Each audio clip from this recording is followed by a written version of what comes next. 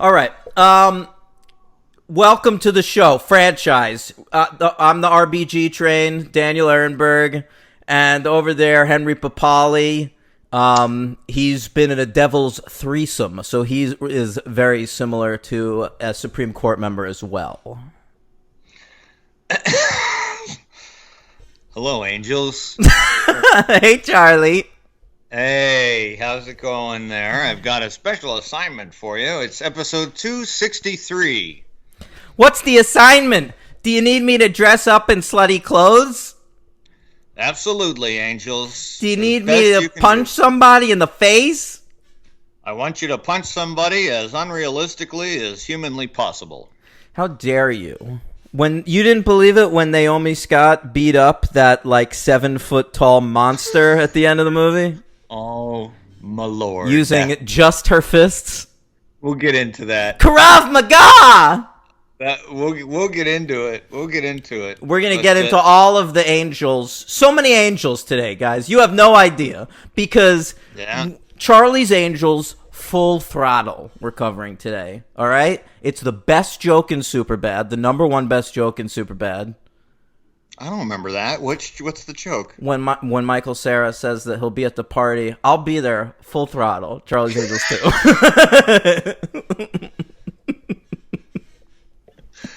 Oh, that's great. I don't remember that. Wow. And all his Sarah-nian awkwardness. Yes. He serenaded us with that joke. Oh. We did that. Drew Barrymore, Cameron Diaz, Lucy Liu. We're going to talk about those angels. Don't even worry about that. We're going to talk about Charlie's Angels 2019 by Elizabeth Banks. All kinds of new angels in that movie. We've got Kristen Stewart and two other people. I'm sure they have names. No, I already said Naomi Scott. She's one of them. Naomi Scott from the Great Aladdin. Yeah, and Power Rangers. I think that's how she got this role, because she was one of the Rangers, and of course, Elizabeth Banks was the villain in that movie, Rita Repulsa. Oh, I didn't know that. Well, we'll have to cover those films. Yeah. In the 90s, there were two of them, and then the reboot, so Power Rangers is on the table. Okay. Naomi Scott, a good American accent. Yeah, not bad. I had to look her up again to make sure. I was like, I'm pretty sure she's British, and she is. I thought she was British, and then she slipped a few times, but, know... The other one slips a lot. She's British. What's her name? The least known one. The one with the gap between her front teeth? Oh, is that what she had? Yeah, you're right. Yeah, that's how I think of her. Ella Balinska is her name.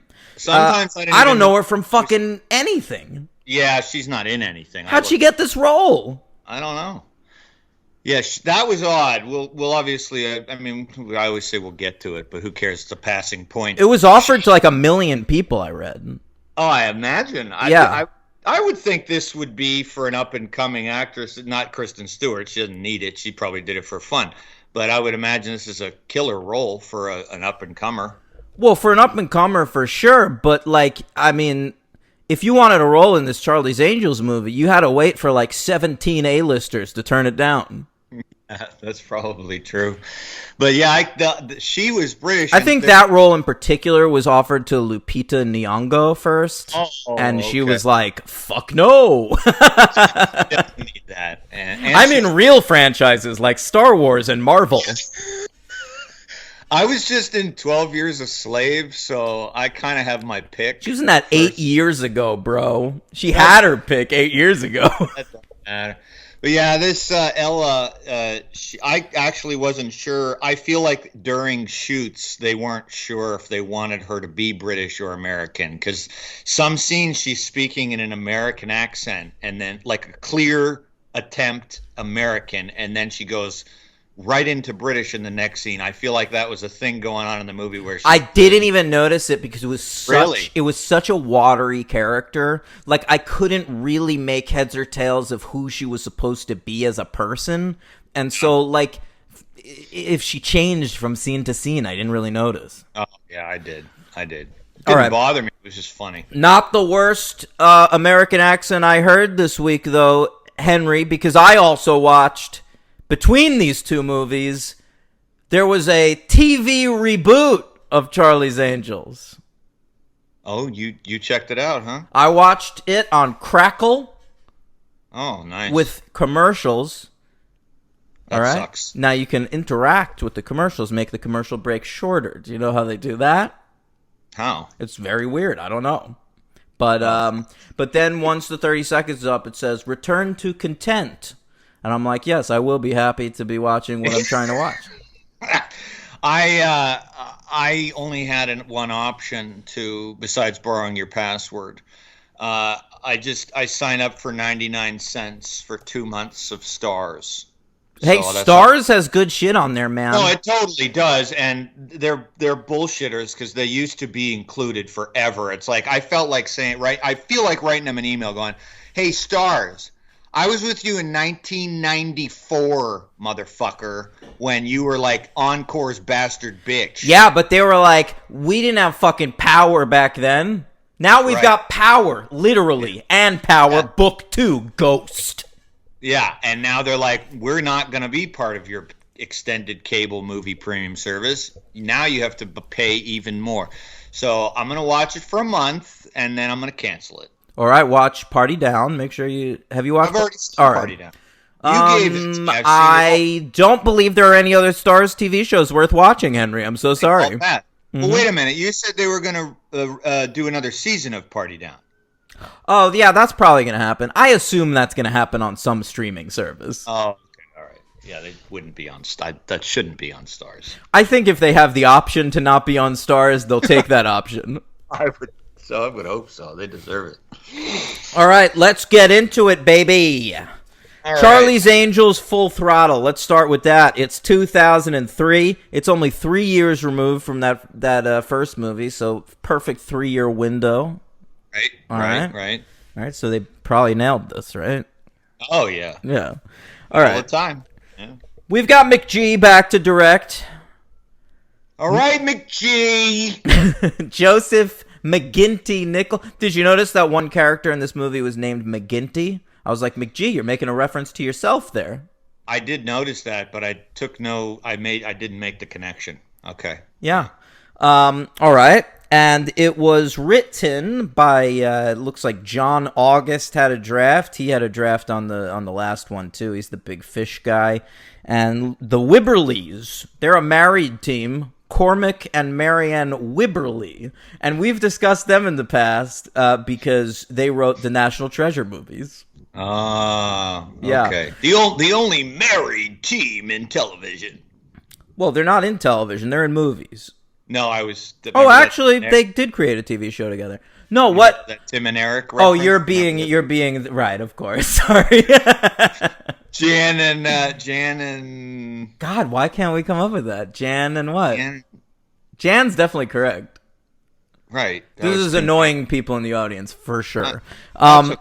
Anyway, so the Wibberleys were coming off of 2 triumphs, I would say, right before Full Throttle, and that's how they got this gig.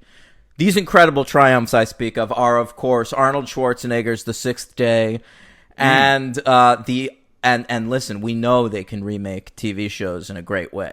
We know they can because they wrote the I Spy movie with Eddie Murphy and Owen Wilson. Oh, so they're on top of the world. They are on top of the world. Hey, you watching Loki? Yes. Isn't it nice to have Owen Wilson back doing stuff? I'm having a good time with Loki. I am too. I think it's really fun. I actually wasn't going to watch it. I wanted to take a little break after WandaVision and Falcon. I just kind of I was like, enough. I can't keep You can up skip with all this What shit. If you want. I did. That's the next and one. then I'm looking forward to She-Hulk. Oh, yeah, with Tatiana Maslany. Yeah, that's going to be very cool. But Loki, I was going to take a pass. I'm looking forward to that Hawkeye thing, too. Marvel, I got to tell you, they're putting out shit I'm interested in. No, of course, yeah, they're doing a good job. But Loki's a hell of a lot of fun. I'm liking everything about it. I think it's the best Marvel television program since Jessica Jones. And I want to say... Oh. Or maybe since Punisher, I guess. I like where you're going with that. Yeah. Yeah. I thought you were just going to talk about the Disney ones. Yeah. Well, Daredevil's. I think it's the best. Well, Daredevil's before those. That's what I'm saying. Loki, I think it's the best of these so far. It seems more assured with what it's trying to do than either of those shows, especially fucking Falcon and Winter Soldier, which is I like Falcon and Winter I Soldier. did too, but it was all over the fucking place. Yeah, I think that Loki has such a sure hand in itself because it's they know exactly what to do with the character. And so many of the scenes are long ass conversation scenes. Yes. Between Tom Hiddleston and Owen Wilson, and it's so nice. Like they know they've got like two guys with charisma that are funny. Totally. Like just throw them at a table together. Let them talk about jet skis. I'm into it. Magnetic. Totally true. Loki's a great time. Anyway, back to the Angels. Sorry, Angels. I really like Loki. Hey, you know who was the voice of Charlie on that 2011 Charlie's Angels show? It was actually like the one improvement. It was like after Forsythe died, right? In this movie, the 2019 Charlie's Angels, they just got some like rando. Yeah, right? And then they revealed it to be Jacqueline Smith using a voice modifier during the closing credits. I hope you watched all the closing credit scenes. Yes. Okay. And started rolling. There's nothing after that, but I saw that stuff, yeah. Yes. But in the 2011 TV version, they had Victor Garber as Charlie. And he's a great Charlie voice. That's that. Okay, cool. Yeah. He doesn't sound as like he's hitting on them though, because obvious reasons. This film Garber, is he gay? Yeah, he's like a big theater guy, right? Oh, I never think Victor Garber has chemistry with female actors. What is he? Except for like father-daughter shit and Alias. What movies has he done? You're gonna ask me what movies Victor? I don't know. He's a TV actor. How do I know him though? What the fuck do I know him from? You know him from stuff. All right, doesn't matter. Charlie's Angels Full Throttle was released June 27th, 2003, with an enormous budget of $120 million, which 20 years before the new Charlie's Angels is more than double the budget that they had. Wow. Yeah. So this was a big release. It ends up doing okay, pretty well actually. $259.1 million at the box office. I think they probably would have made a third one if people liked this movie. Yes. Yeah. I think you're probably right. I saw it in theaters. Yep. Same. I recall, that's a big passage of time, I guess, between my being 21 and 25 almost, and I don't know what I hated it. Yeah, but it's just because it's bad. Like I feel like 21 to 25 you would get less snobby. No, yeah. But I don't. I remember it just being not as fun, and I remember I was like too overblown, if that can even make sense. Yeah, and the first one terrible. I kind of didn't think that anymore. I remember thinking she was bad too, and I kind of don't think she is anymore. Very different opinion of the movie now. Oh, okay. I don't. Yeah, I still think this is a very bad movie, but I found more to like about it. Me too. It's not going to get a great rating from me, but I went into it thinking I'm watching a complete, utter failure, piece of shit, 1 star, nothing, and it's a little bit more entertaining than that. And Demi Moore is actually totally fine. I miss Tom Green a lot. I was thrilled to not have him back, and even thought of him one time. I thought of him when I was thinking, oh, good, Drew Barrymore's not with him anymore in 2003. Anytime I was wondering, like, what the fuck are they doing with Drew Barrymore in this movie and why she doesn't actually have a storyline, I was like, I wish Tom Green was around. Oh, my God. Hey, she got to kiss Crispin Glover, man. She kind of did. Yeah, that scene was wild. We'll get there. I want to wait for that. I just want to get through all this shit. The movie came in at 29 at the box office for that year. Came right between Cat in the Hat and Cold Mountain on the rankings. Two greats. What a year of film that was. And it was nominated for awards from 3 different voting bodies. Oh, voting bodies. All right. That's right. One of those voting bodies was, of course, the kids. All right. The kids are always ready to vote. They like voting. What's going on? Is there some sort of a truck in your garage right now? It's garbage day and recycling day, so that's great. Here we go. And they wait till about midday to do that around you, huh? It's KCA to you, but it's the kids making the choice, yeah. All right, well, I'll tell you, Cameron Diaz was nominated for Best Actress, and what a fuck you to the other two, am I right? Yeah. They gave her a lot to do in this. Lots of acting. And the kids loved her by this point because you'll recall she was Princess Fiona in the Shrek films. You know, we've been watching a lot of Cameron Diaz this year. Yeah, we have. She in any other franchises? The Mask. What'd you say? The Counselor. Oh, God. She's in that. Oh, yeah. She's all over that windshield. Really? I don't know anything about that. There's an insane scene in that movie where she's like, she's giving somebody a lap dance through a windshield, and her, Is it through a windshield? It's like this crazy sequence, and she's like, it's very graphic and a little demeaning, and maybe that's why she retired right after that. Yeah, but it's wild. I told you got to see that movie just for shits and giggles. You might hate it like everyone else, but it's worth watching. It's so fucking weird for Ridley Scott too. I'm adding it to the list. Yeah, dude, as we speak. Great cast too, man. Brad Pitt in a kick-ass role. All right, Henry. Yeah. All right. All right. Right. We're recording a podcast. So MTV. Oh wait, I didn't say what happened. Amanda Bynes beat her at the Kids' Choice Awards for "What a Girl Wants." Obviously. Now I think Bynes is in England in that one because I remember that the cover or the poster of that movie, Amanda Bynes was wearing a bejeweled T-shirt with a Union Jack on it.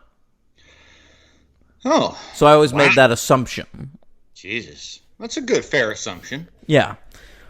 All right. I hope I just didn't make an ass out of you and me. Am I right? Good joke. Is that a Helen's ass reference or? No, that's just a thing dumb people say. Oh, right. Helen's ass. That's a reference. Yeah. Which movie was that in?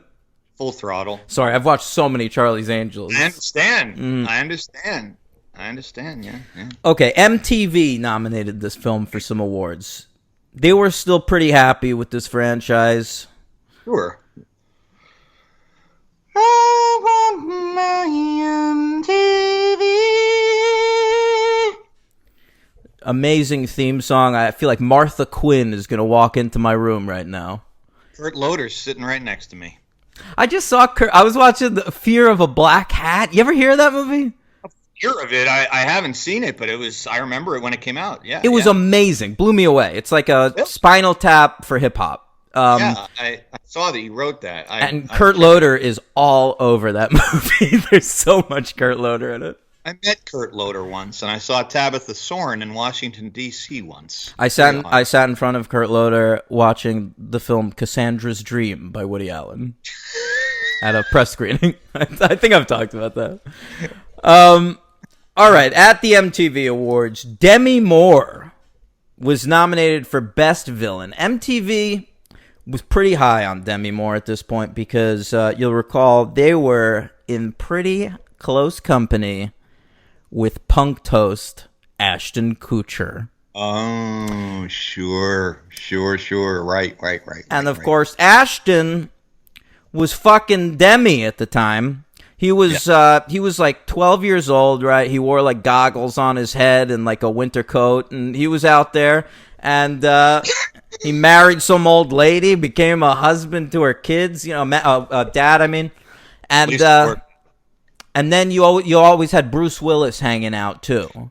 So fucking weird. Yeah. I remember that period. He'd Bruce be Willis like, was always like, I'm cool with this, and I want everyone to know I'm fucking cool with this. I remember that. So weird. He was And in this fucking movie. I know, man. All I couldn't can think- believe Bruce Willis showed up in this. Yeah, I didn't remember him in this at all.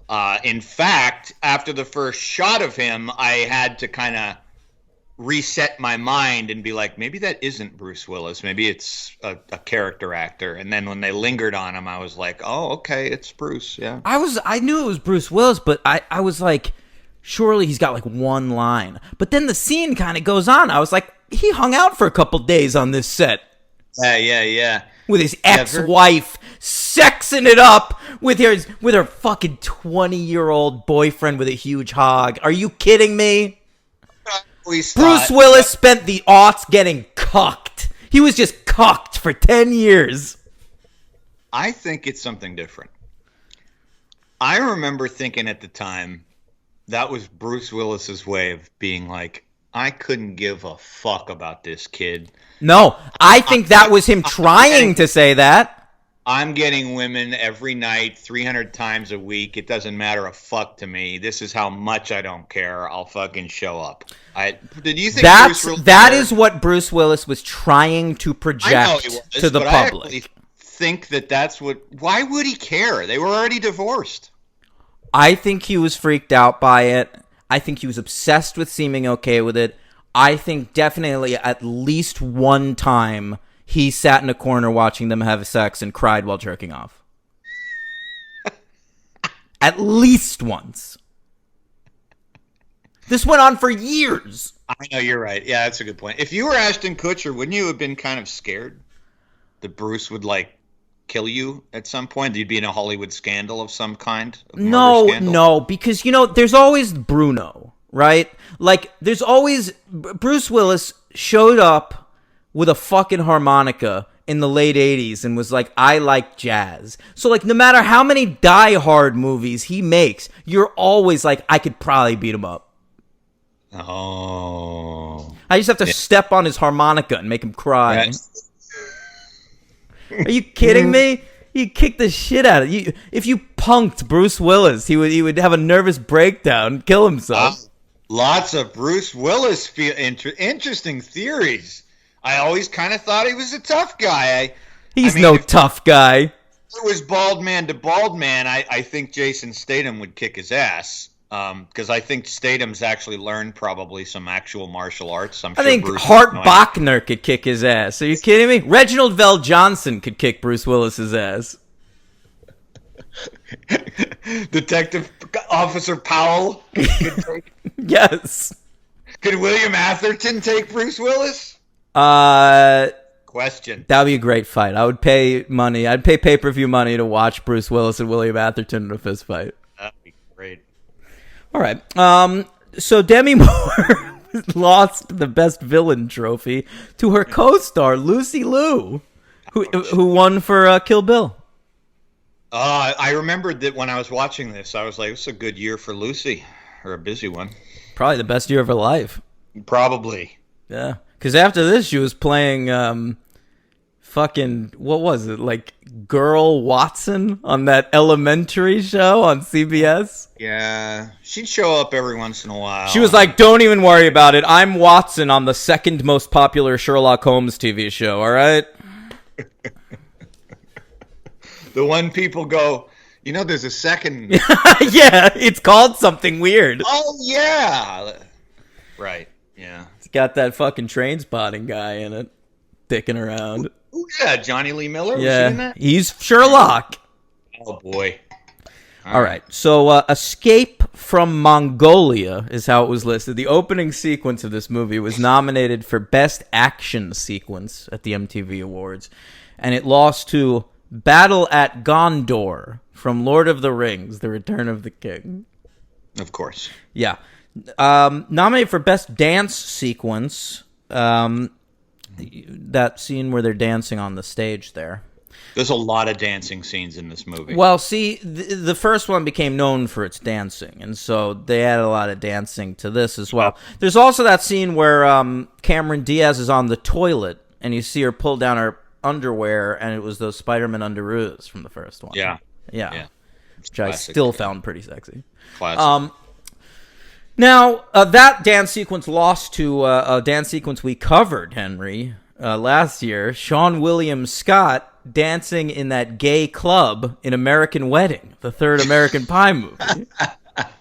Okay. All Yeah. right. I recall us finding that funny. We did find that funny. Yeah. And how about Pink, of course? Yeah, she's there. P exclamation mark NK. She is nominated for Best Cameo in a movie. Wow, in a movie full of cameos. Yeah. And she lost to Simon Cowell, who apparently had a cameo in Scary Movie 3. All right. It was 2003. American Idol was hot. So was Pink. I think we were like in the middle of that, maybe the Stuttered Aiken season at this point. I don't know. I did watch American Idol, I think, for the first season. I'm not sure if I stuck around. You watched Clarkson? You know, I don't think I saw. I wasn't a regular viewer, clearly. You ever vote? No. Did your I'm sure you parents or your mom? did. No. I knew it wouldn't be your doubt dad. they watched I mean, I wouldn't think your mom would watch it either, but she'd be She more watched, likely than your dad. Yeah, no. I believe my mom watched Dancing with the Stars for a while. There you go. They're dancing around in that show. Dancing with the Stars is, I think, the show with the oldest intended audience in the world. I remember I was in a hospital. I was like in a hospital waiting room once. They had Dancing with the Stars on, and it was the only episode I'd ever seen. And I felt like I would have to be 90 to enjoy this. Yeah, I think that's a correct assessment. Yeah. Yeah. All right. Okay. And finally, the Golden Raspberries nominated this film for quite a few awards. Wow. It's been a bit. All right. Here we go. Did the Razzies not? It's the raspberries, no Excuse me. razzmatazz. All we're lacking is a little pizzazz, cause it's the golden raspberries. It's the worst of the worst, not the best of the best. It's pizzazz gone raz. I just wanted to say the Elizabeth Banks Angels film was not nominated for any Razzies. Did they not have one that year? Maybe because of COVID? Ouch. I don't know that. Well, actually, it would be the kind of movie they'd nominate. Yeah, I don't think it's quite of Razzie's quality. We're gonna differ on this movie. I'm gonna tell you that right now. Maybe not as much as you think, but I don't think it's of Razzie's quality. I think it's intensely incompetent. Yeah, I don't even have any anger towards it. Even like it didn't Yeah, piss me off. That's my thing. I think that's my thing. Wait, it didn't piss you off, or you did? It did. No, piss it you didn't piss me off. I just felt like it wasn't made by professional filmmakers. off. Yeah, I know. I actually feel the same way about both the movies that we're reviewing. No, I don't. To me, the 2019 Angels film made me appreciate McGee as a storyteller. Like, if there's one thing I can say about Full Throttle, I was definitely able to follow it the whole way through. I always knew why they were doing what they were doing, who everybody was, what was happening, what the objective was, what the villains' objectives were. Right. I didn't think this one was hard to follow, and you don't really care about plot anyway. You say that all the time in movies. You don't give a shit about plot. I felt that the 2019 Charlie's Angels movie, like, they didn't know how to block scenes. Well, The I got editing that was impression, weird. I There was got that impression too. Yeah, I mean, my grade of the Charlie's Angels 2019 was at an all-time low for like the first hour and 15 minutes. I was the opposite. I was okay with it for the first hour, and then I hated the second hour. Yeah, see, for me it went up a little bit, but I found myself sort of just trying to focus, if that was possible, on the charming aspect of Kristen Stewart and But they didn't have any chemistry. It's like they were all... I don't know who you're talking about. I'm not in your brain. The nerd angel. Naomi Scott, the nerd angel. the Naomi hottest Scott. fucking girl in the world. I love that part where Elizabeth Banks is like, if you played up your cheekbones in your internet pictures, you could probably date more. I was like, I thought I'm watching a fucking feminist movie here. It's one of the most horrifying things I've ever heard. Especially from Elizabeth Banks too. Like I didn't expect. That was weird. I think Elizabeth Banks came to celebrity in an age where you had to be fucking hot, and I think she carries that with her a little bit. Maybe you're right. Yeah. Anyway, back to the Razzies. Yeah. This was nominated for flat out worst picture of the year. We're talking about Full Throttle now, of course. Yeah. And it lost to Gigli. Oh, of course, the famous Gigli. Yeah, I've seen it twice. Not I. You should. It's good. I mean, it's not good, but it's worth watching. Yeah. Cameron Diaz and Drew Barrymore were nominated. I didn't even write what they were I guess for worst actress they were nominated. Okay. Yeah, and in Drew Barrymore's case, they specified for this and Duplex, which came out the same year. Aw, poor Drew. Yeah, Danny DeVito directed the movie. I think it's all right. And they both lost to Jennifer Lopez. Ooh. I don't really know what. Oh, I guess for Geely. Okay. Yeah. Yeah. Right. Demi Moore was nominated for and won the Worst Supporting Actress award. See, I would have been for that back in the day. I would have supported that wholeheartedly. Yeah. It was her demise. And this film also won. She used to be a demigoddess. And now what? It was like a good setup for a joke, but you didn't come up with a punchline. Nah, she used to be a demigoddess, and now she's just like no more demi. Oh, not bad. He added another pun and then took one of the saddest, least confident sips of seltzer I've ever seen Henry take. This won the Golden Raspberry for Worst Remake or Sequel. And it was nominated for Worst Screenplay, but lost to Martin Brest for Gigli. Yeah. All right. Let's get into the movie. It starts with that Mongolia sequence, I guess. It's pretty racist, to be honest. Quite. Yeah, but, it's... What are they doing? They're like in a Mongolian hideout. Yeah, I don't know. Drew Barrymore's doing the drinking scene from Karen Allen in Raiders of the Lost Ark. Oh, I didn't even catch that reference. Everything's a reference to another movie. It's even the same setting. I mean, this scene was one of those things where this carried into the 2019 movie too for me.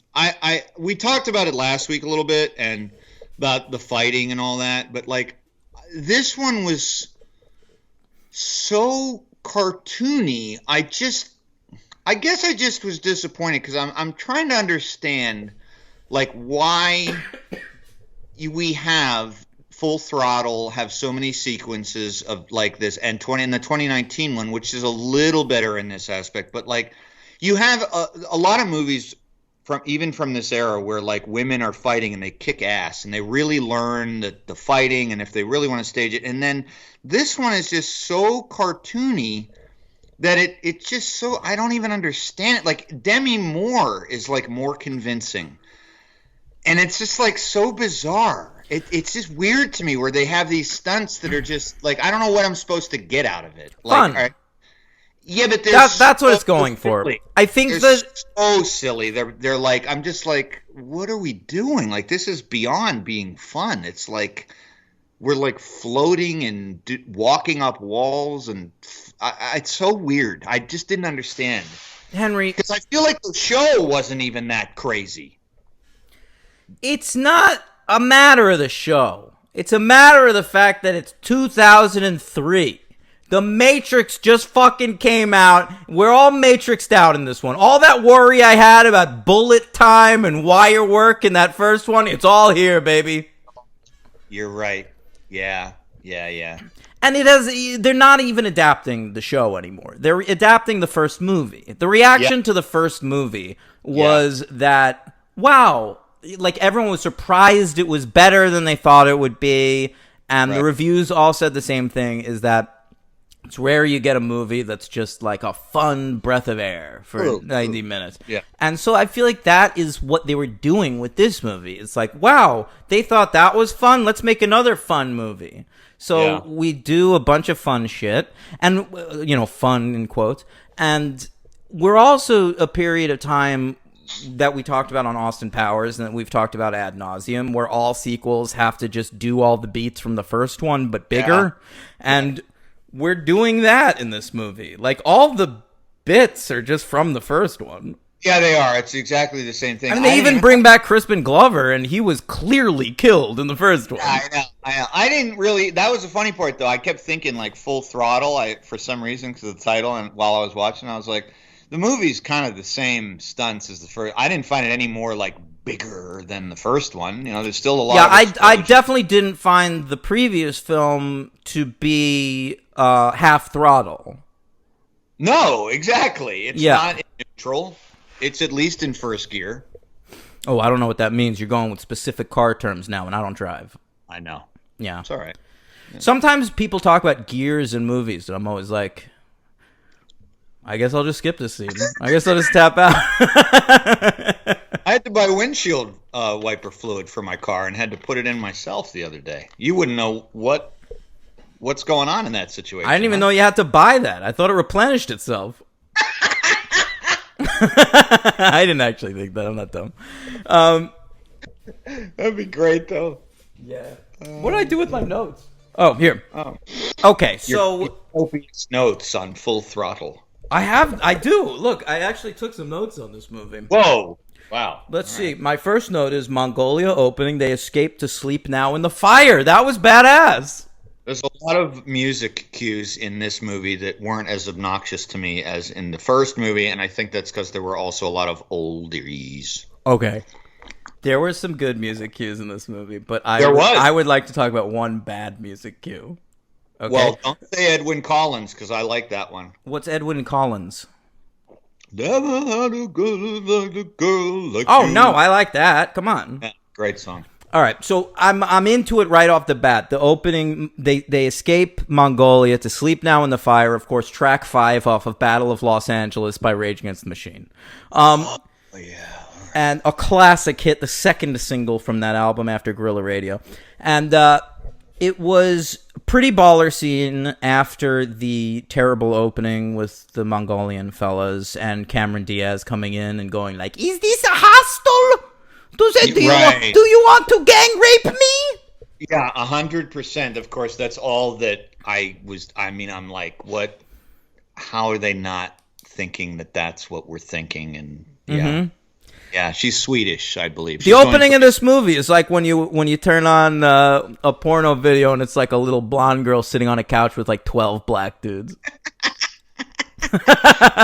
They have a mechanical bull in this Mongolian bar. Oh, yeah. She walks into. It's so fucking absurd. I mean, who cares? It's absurd. What am I going to do? Try to analyze it? No. That's not what we do here. All right. So but I wanted to compare this bad song to "Sleep Now in the Fire." Okay. So later on in the movie, this was mind blowing to me. Okay. A cover. I probably didn't even catch it. So. Okay. A cover of the song "Saturday Night's All Right for Fighting" by Elton John comes on. Okay. Did you notice that? I don't know. Okay, it's during I know the song. It's during one of like the main fight scenes of the movie. It's like when she's fighting they're fighting Demi Moore like on the rooftop at the end or something. And so it kicks in. I'm like, what is this? It struck me as being particularly bad. Okay. And so I immediately looked it up. And here's what I found out about this song. Saturday Night's All Right for Fighting. This is a cover of the Elton John song. The band is Nickelback. Ooh. Okay? But I'm not done yet, Henry. Uh-oh. This is Nickelback featuring Kid Rock. I knew it. I called it. Guest vocalist. Wow.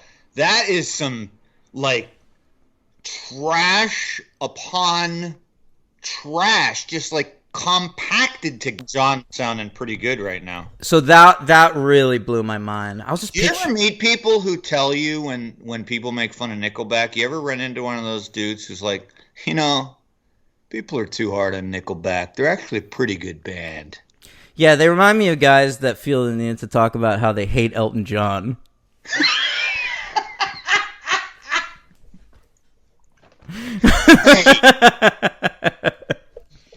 What did Elton John ever do to you? It's fine. Offended my ears. All right.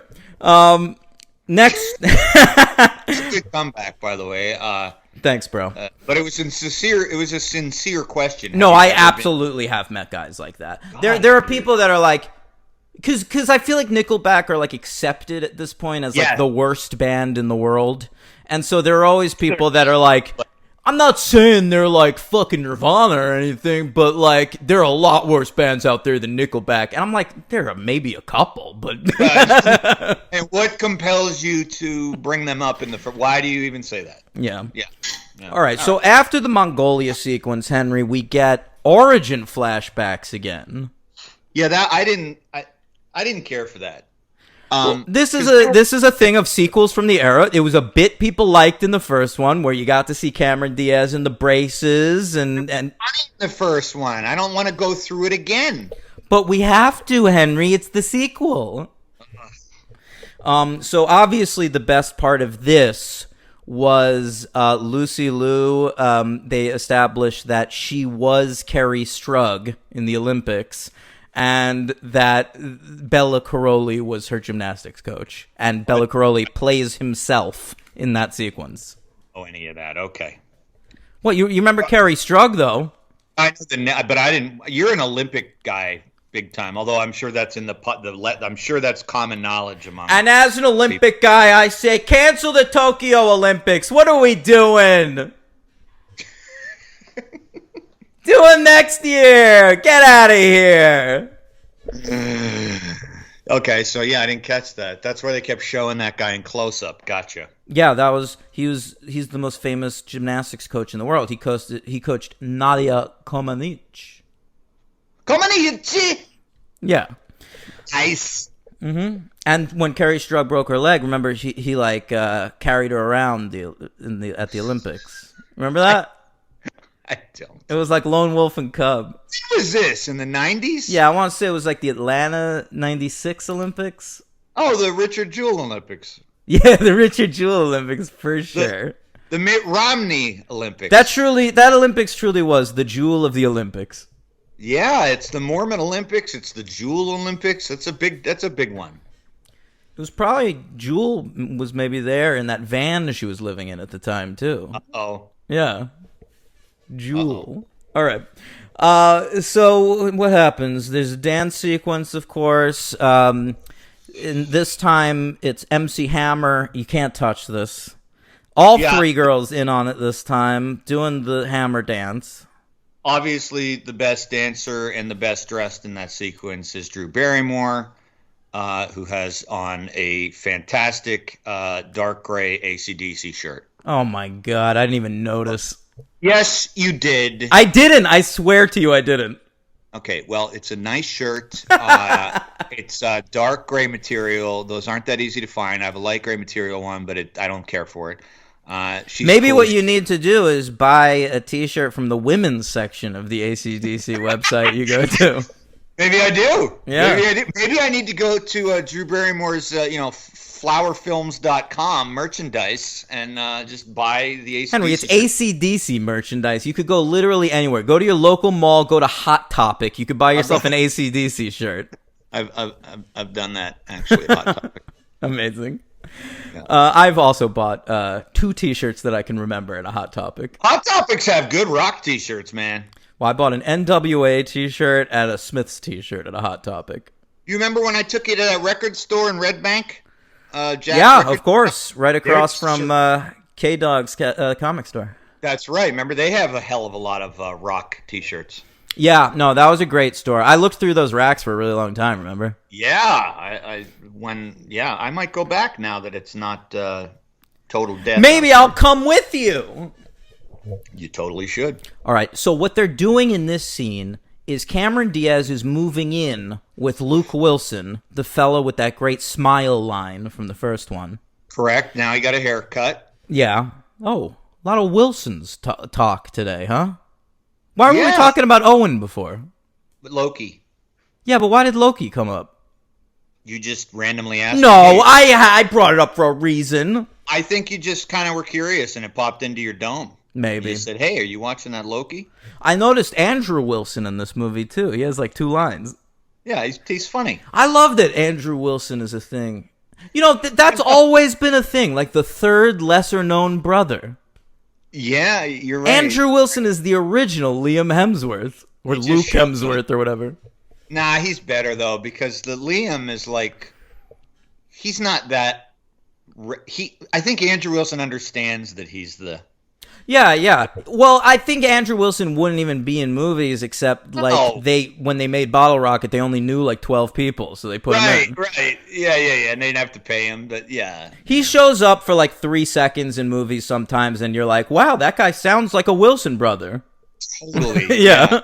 It's kind of incredible that 3 siblings, I mean, it's ridiculous how much they sound like each other. I mean, it's really weird. Yeah. In Rushmore, I think he's got a line like, I heard they got piranhas in there. Or something. when he's doing the... Yeah. Okay, that's great. Oh, when Max has his giant aquarium he wants to get? Yeah.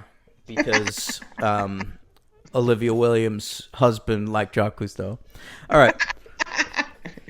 right, next up... Oh, so they're moving in together.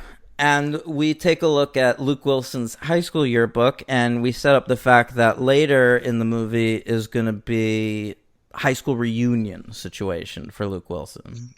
Yeah, and he was an ugly duckling too, which is highly believable, and so that's why they get along. Did you happen to notice the name of the high school he went to? At the time, I'm sure I did. Rydell High, baby. What's that? It's the same high school they go to in Greece, and Greece 2. God. Holy shit, dude. We gotta cover Greece. Maybe that's my next pick. Whoa. Yeah, let's, we'll talk about it. We'll talk about it. Henry, I am hopelessly devoted to you. Can you just let me pick the things I want? You pick everything. Your pick is we alternate. I was making a Grease reference. Calm down. I only ask for mercy sometimes. That would be my mercy pick of the year. Oh, I wrote where Andrew Wilson shows up, by the way. They do a CSI parody. That's another thing that has happened in this space of time, is that procedural forensics shows have taken the nation by storm. And so, like, all the investigating they're doing in this movie all comes down to, like, DNA samples and shit. Billy Peterson's on TV, right? This is when he's really killing it. Yeah, with Marg. He's hanging out with Marg. What a bad name. Yeah, horrible. All right. What happens next, Henry? All right, I have the plot up. Great. Yeah. So we meet the new Bosley. We definitely need to talk about that. Bernie Mac, and there are Bosley is just a code name, which they clearly. It's not a code name. It's not a code name. The fucking.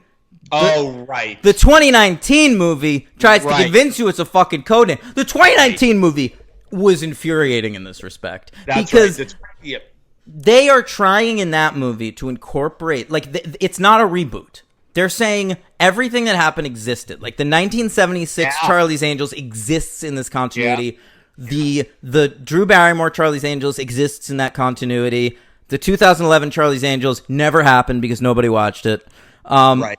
So you're right. They try to, like, reimagine the Bosley thing as, like, there was one guy named Bosley. Yeah, you're right. Patrick Stewart. They do a thing in the 2019 one like James Bond with M. Yes. Where whoever is in that position is called M, which works in James Bond. But in the 2019 one, it's, like, out of control. Well, it works in anything that's about spies because that's just part of that genre. The thing about Charlie's Angels is like they're not really spies. This movie and the 2019 movie try to like expand the Charlie's Angels universe that they're like international super spies or whatever. But that's not really what they're doing. When we watched the pilot of the TV show, they were literally just fucking with some local family. Right. Yeah. No, you're right. But it's the age we live in, so it has to be bigger. I mean, everything's high fucking stakes. Where everything's got to be fucking high stakes. Like the Charlie's Angels, what they should be like trying to see if somebody's cheating on his wife or something. Like, I mean, that would be so cool to just make a Charlie's Angels movie, and it's really low stakes. But I mean, it could be high stakes, but like within a minimal sphere. You know, and it's just they should have it be like fucking Chinatown or something, where like the Angels catch a case, Charlie gives them a case, they're investigating, and then it just turns into something bigger than they were expecting. It doesn't immediately have to be them going to like battle weapons manufacturers in Istanbul. It's kind of like I remember when one of the weirdest changes, but underappreciated, although appreciated by none other than Roger Ebert, when License to Kill was simply about busting a coke dealer. And I remember Ebert being like, what a refreshing James Bond turn. Like, we're not saving the world. He's literally just trying to bust a drug cartel. And it's kind of like that would be cool for this. You know, I feel like that idea would even get, I know they're not going for the 70s show anymore, but that would have been neat. They're not going for anything anymore. They're going for 4-quadrant hit. They're going for whatever. I should just say that my opinions of these two movies I know, especially since I had to watch them back to back. I had really low I was not particularly looking forward to them. So when they weren't, in my opinion, I know you disagree, when the remake especially, I didn't think was a depressing disaster. I was just like, oh, all right, okay. Just a bad movie, but it's okay. Like it didn't make me like... It wasn't depressing, it just felt completely misguided. Like Yes, but you know what I mean. When we watch really shitty movies, it's like depressing and like you just want to... I'd rather it be shittier.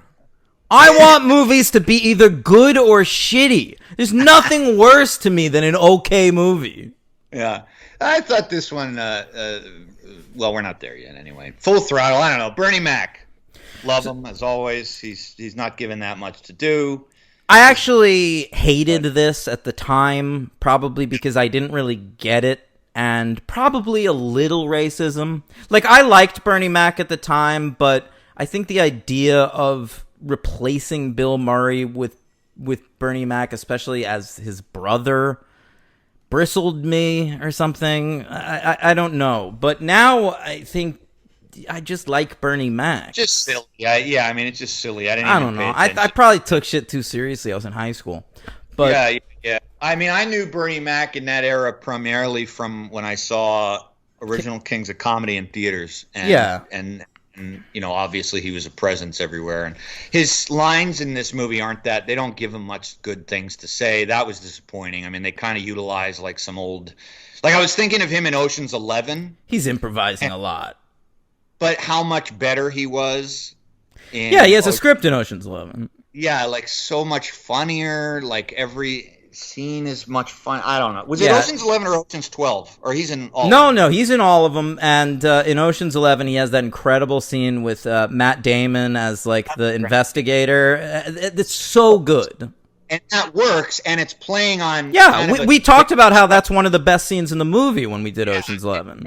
And it's playing on kind of a tired trope, but it fucking works. And in this movie, it's just like, I don't know. But... Well, what we do is that Bill Murray didn't want to come back, of course. We do get a nice portrait of him. So we call that a big-time photobomb. This is the original conception of photobomb. We literally could not get the actor. We couldn't afford him, so we got on that photo. This was like what was it? Jaws 2, correct? Jaws 3, I think. Roy Scheider's photograph. Jaws Right, 4. He's in Jaws 2, yeah. Yeah, Jaws 4. Folks, it's been a while. Here you go. It's a photo bomb, cause we couldn't get the actors, cause we couldn't afford them, so get on the photo bomb. Yeah. So Bernie Mac lives with his sassy mother, okay? South Central. Yeah. Oh, yeah, it's true. He's like, I know the safest place in the world. And then they cut, and it's like, it looks like the establishing shot from Friday. But they're in South Central, and they're with his family, and it seems that Bill Murray was adopted as a lad, and they take in foster kids a lot in that family. Yeah, because they kill Shia LaBeouf's. Well, I was about to get there, all right? That was mind-blowing. I did not remember that. Okay, so I remember that Bernie Mac's Bosley in this movie. I remembered that he plays Bill Murray's foster brother.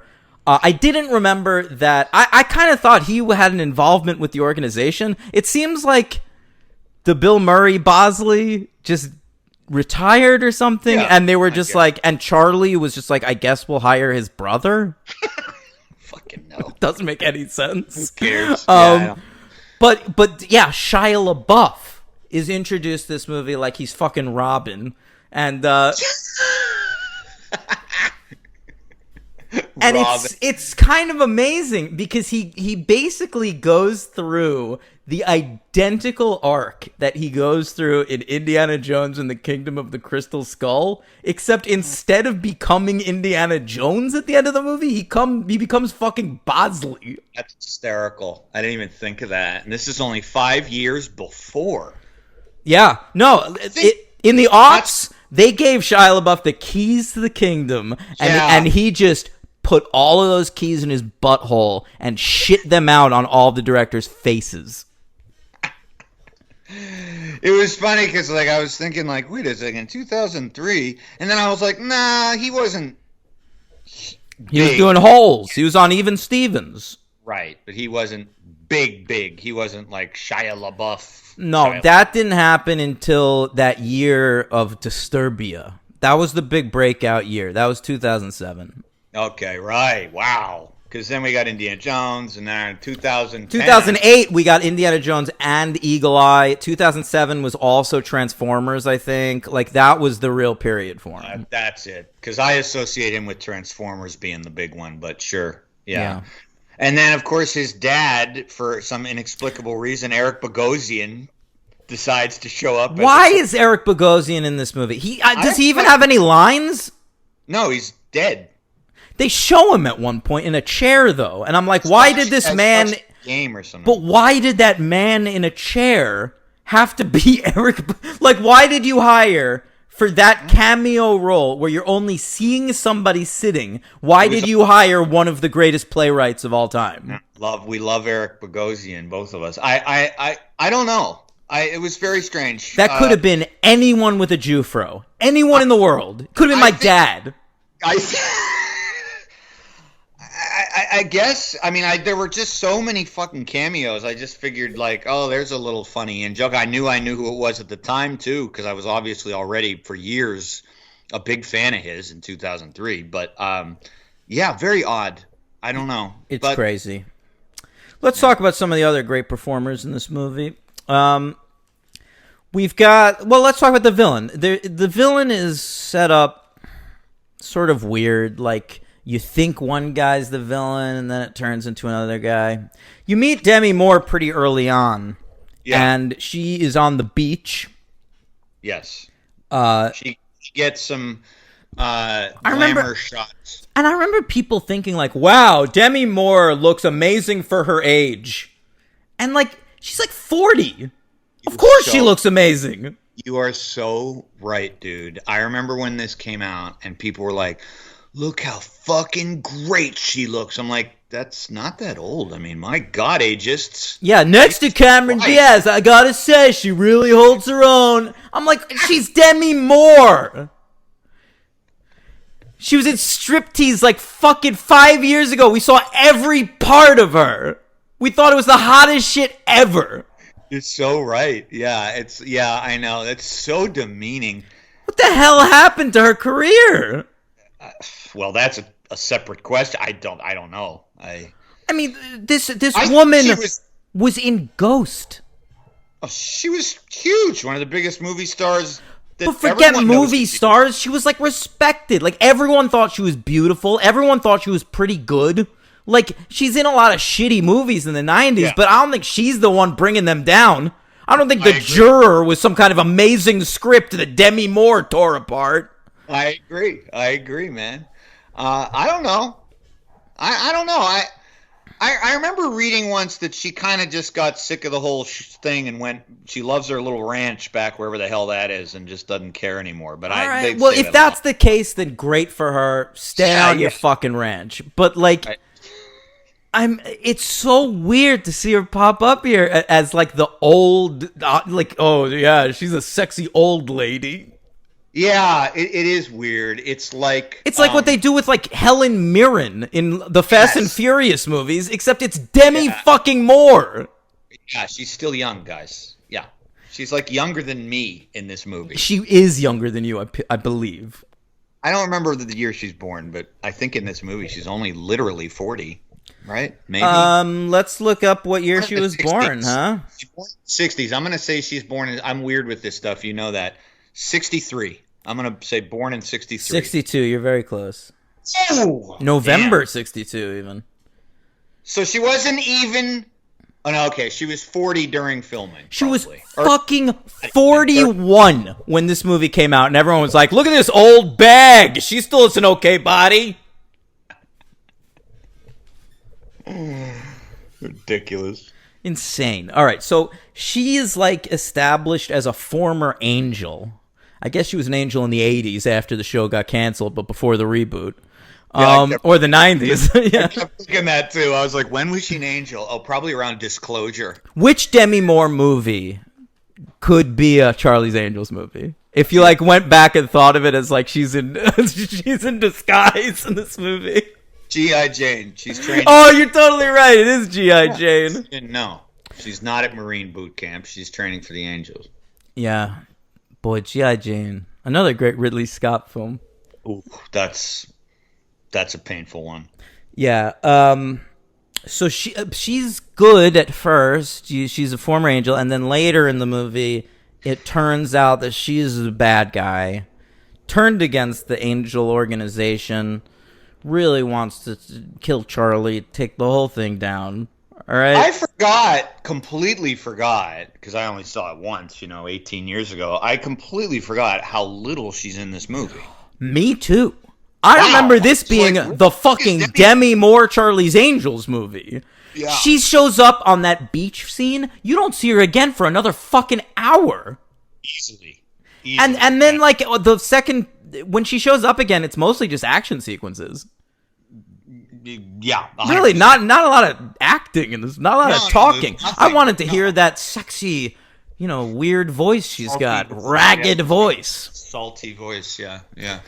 That was surprising to me, but I think that's why I thought she was better, because when she was in it, it was like, oh, okay, I thought she was fine the whole movie. I never thought she was bad for a second in this movie, and it's amazing to me that we all did at the time. I really did. I really did. I think we just hadn't seen her in a few years. We didn't remember what she was like. Maybe. I don't know. And she was like a little bit of a joke. She was dating Kutcher. The last movie she was in was, I think, Passion of Mind. You ever see that movie? Oh, yeah. Michael Caine. What? In that. Michael Caine's in that? I think it's a weird movie about, like, diamonds and shit. No. Something else. You're thinking of something else. I saw Passion of Mind, and I will never forget this movie because it has a premise that'll stick with you. All right? She's a real family woman, right? Got like a husband and 2 kids, right? Oh, I know the movie you're talking about. Then she goes to bed at night, all right?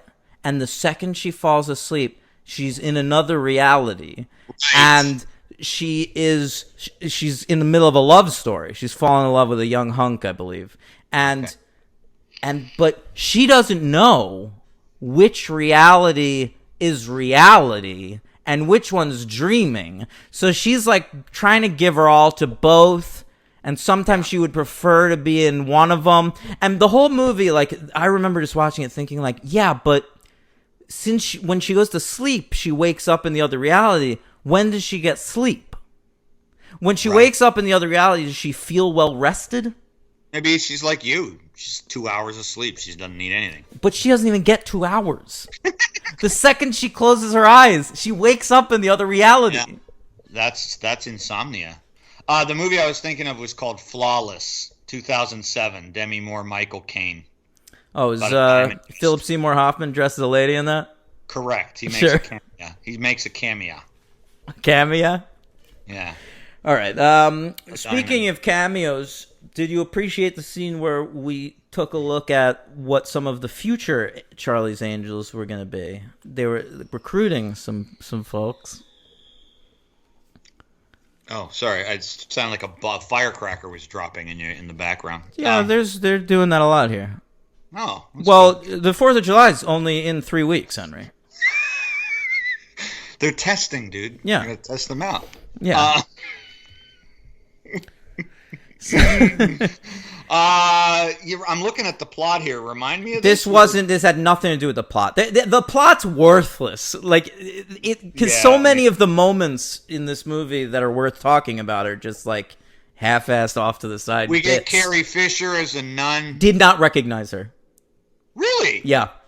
Oh, I recognize her right away. That's funny. See, weird who we both. I saw her in the closing credits. I was like, how did I fucking miss Carrie Fisher? Oh my god, that's funny. Yeah. No, I recognized Eve, Rough Rider's first lady. Yes, I did too. Mm-hmm. And also both Olsen twins. Right. Oh, that's sequel. I know what you're talking about. Yeah. Mm-hmm. Right. And then, of course, MTV thought the best cameo was Pink. She was black hair, of course, not pink hair. Right. Because she doesn't need to be beholden to the record company anymore. LA told her she could be a rock star, but all she has to change is everything you are. Yeah. That's a line. Coming up. That's a line from her classic song. Don't let me get me. Ugh. So irritating. Song. Yeah. You don't like She's that one? coming up. She's coming up. So you better get the party Oh, started. I see what you're doing. Yeah. So I found this interesting because this film presupposes that Pink has the same profession as Coolio in Batman and Robin. Organizing street motorcycle races where not everybody makes it out alive. They sure don't. Very violent dirt bike marathon. Yeah, so they were racing, and one of the racers was Crispin Glover from the first movie. And what we're going to do with this character, we introduced him in the first movie as a murdering pervert.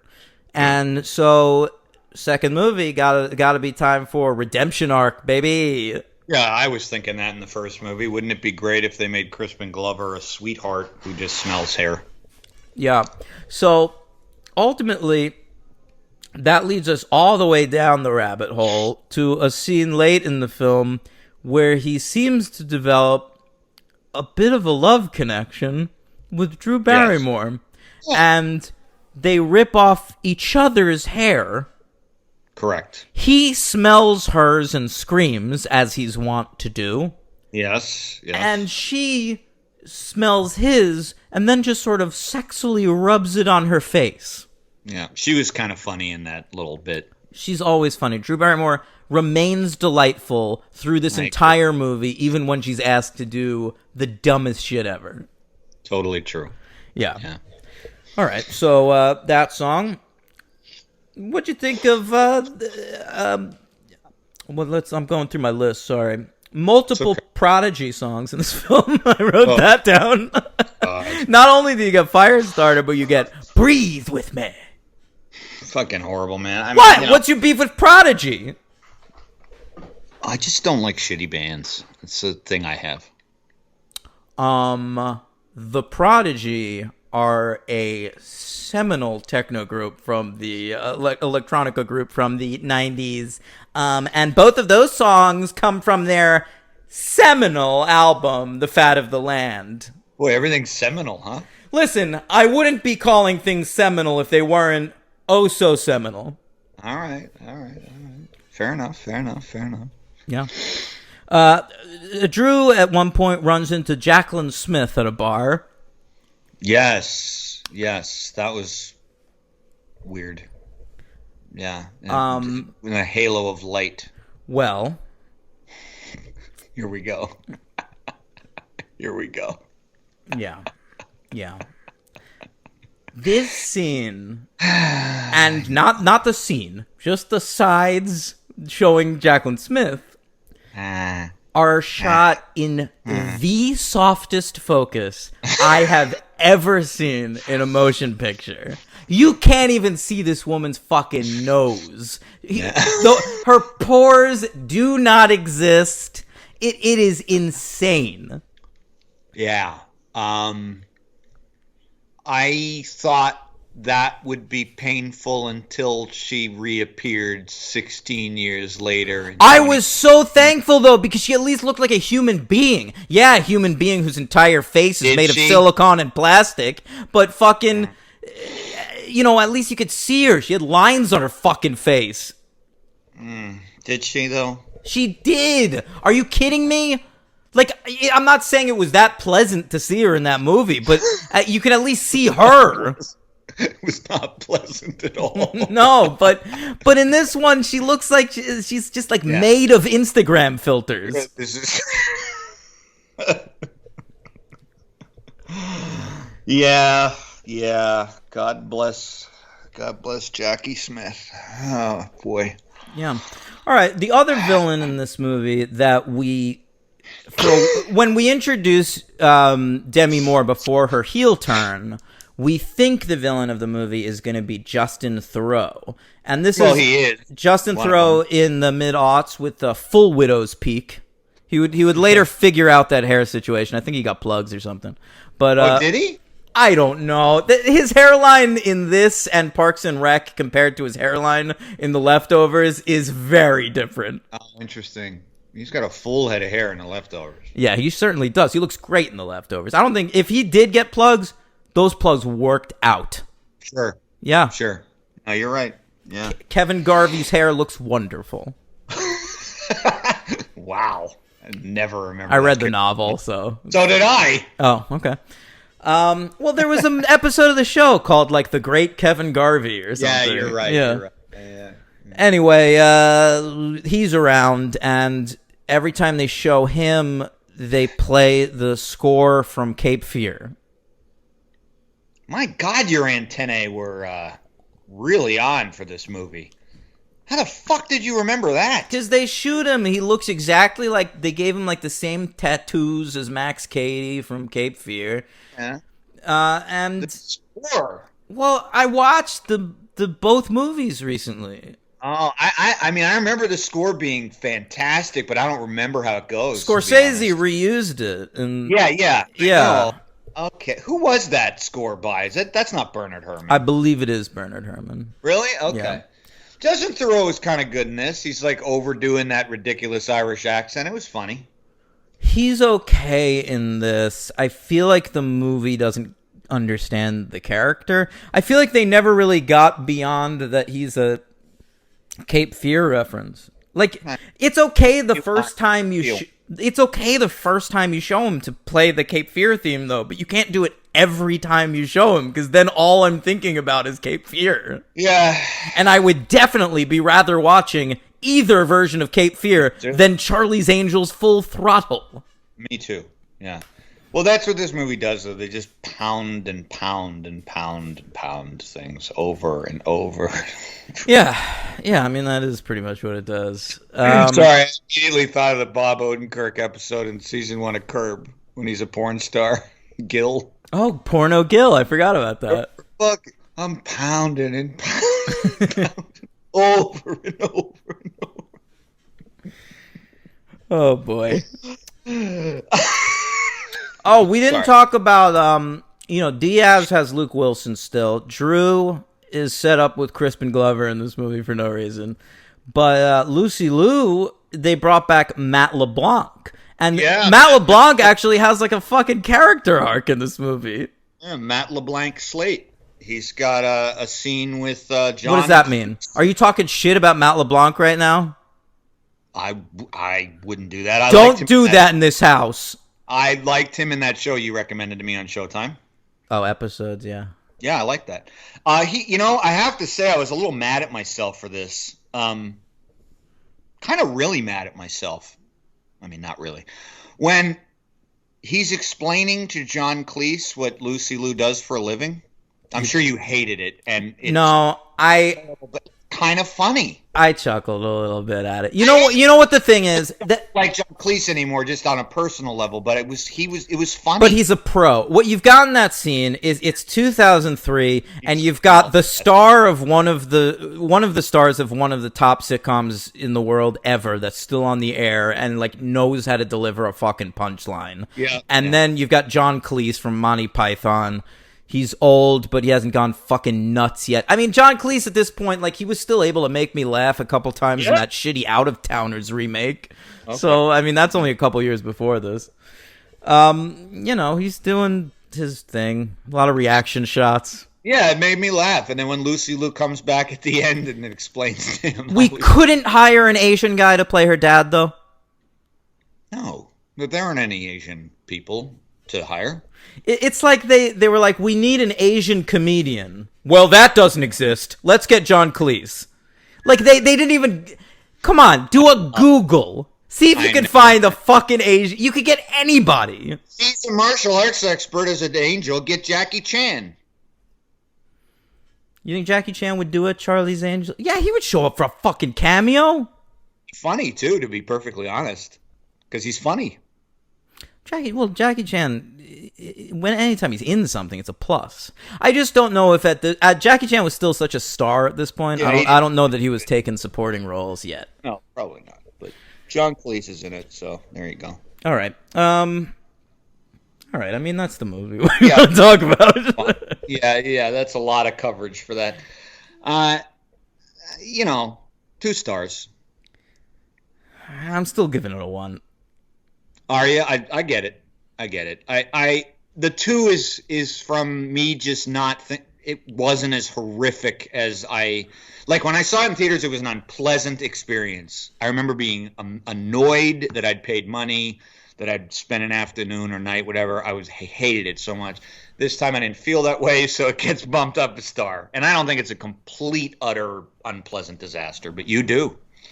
Pretty much, yeah. I'll never watch it again. It's the kind of thing, like, if you're gonna watch a Charlie's Angels movie, just watch the fucking first one. Yeah, I agree. And I just didn't see too much of a difference between the first and the second one to warrant a 2-star drop. It's just too much redoing things that happened in the first one, and it has less of a story to tell. Okay, fair enough. I don't really disagree with you, but I'm still gonna give it 2. My MVP is. Because towards the end, I thought she was actually a decent villain. Again, probably the boost, but Demi Moore. Demi Moore getting the MVP. That's wild. Well, I still liked the girls in it. I thought Drew was as good as ever, and there were some other good. Oh, yeah. I forgot Robert Patrick was in this. That he was. Oh, yeah. And Rodrigo Santoro was around. Yeah, we skipped a few people, but there's a ton of people in it. Yeah. My MVP is Bernie Mac. That makes sense. I thought about him. He was actually the one I wrote down, and then I changed it. Yeah. Okay, who's your LVP? That was hard because there's a few, but I think I'm going to go with Pink. I'm going to go with someone with an actual part to play in this movie. Hate her at all, but I don't know. I didn't really know. I went 1 star. I've got to go with like an actual part in the movie. I'm giving it to Justin Theroux. Yeah, no, he was fine. I didn't think that. Jeez. Okay. Angels. Let's fucking talk about it. It's so hard to even get into. Well, they start on like a scene that with Kristen Stewart looking all sexy. Yeah, in it's a dress cold with open. long blonde hair. Mm-hmm. And she's seducing a man, and it starts with, actually, you're right. I forgot about it. It starts with kind of a speech about how men underestimate women, and Yeah. takes them 7 seconds to be more into. Although, if that's true, that is a fascinating little tidbit of psychology, which I can't say I have ever It thought says that. it takes a man 7 seconds longer to identify a woman as a threat. That is Right. interesting. Is that? I wonder if that's true. A physical threat. Well, it's in a Charlie's Angels movie. It must be true. Yeah, it's a great point. Yeah. I think Jung developed that theory. Yeah. Right after his theory of flight. Wait, that was Erica Young I was thinking of. Dude, that was Michael Fassbender. Get your movies right.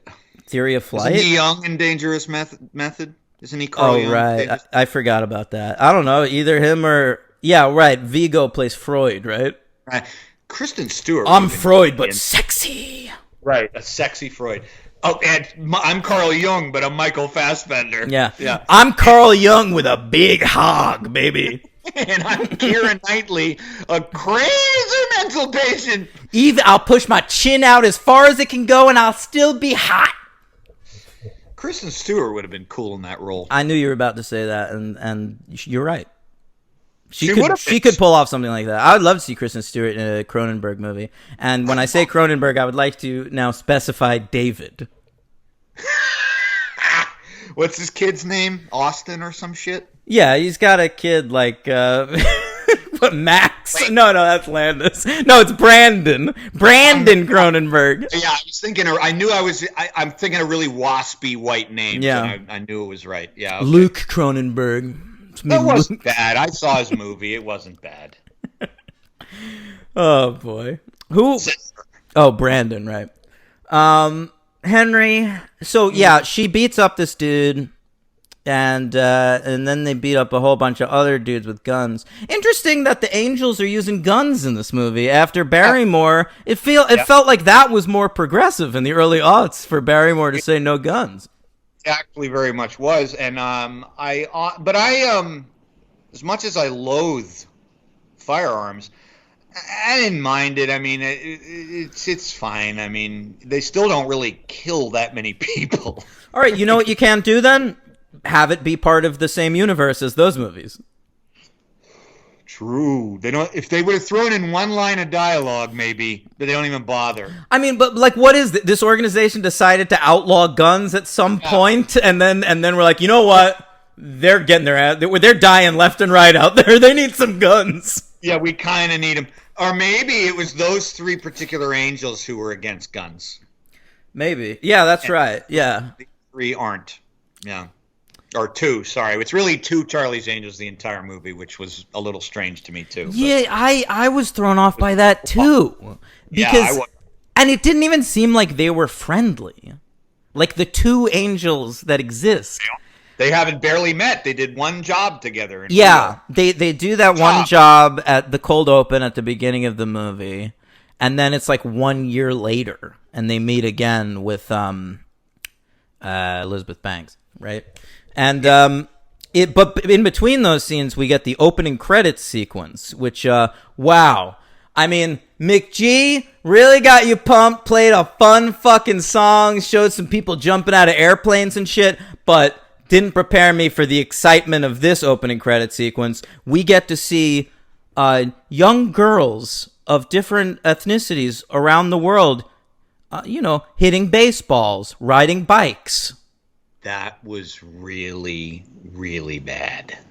And it seemed to me that they weren't even shot using like film. Like it was like they edited together YouTube videos of different girls doing shit. Right, and that was the opening credits. That was so weird. So it was trying to. It feels like the movie started with that little speech by Kristen Stewart, and then that montage of girls around the world, and in a sort of feminist, proto-feminist vibe, and then just dropped it It was very odd. It was almost like a tip of the old hat. It doesn't and drop it. Was it. It doesn't go away, Henry. You got used to it or ignored it or something. That's what this movie is. Well, you thought that the whole thing? Yeah, and I felt like it's like it's not even like proto-feminist is such a highfalutin phrase. Like, it's too kind to this movie. This is like somebody who read a Sylvia Plath book when they were 13 and is now calling themselves a feminist. That's the level of the discourse in this fucking movie. Well, I agree with you on that. I just didn't feel like it was carried throughout the movie. I didn't. It just kind of went away to me. I didn't feel like it was being pushed in my face. I guess you did. I don't know.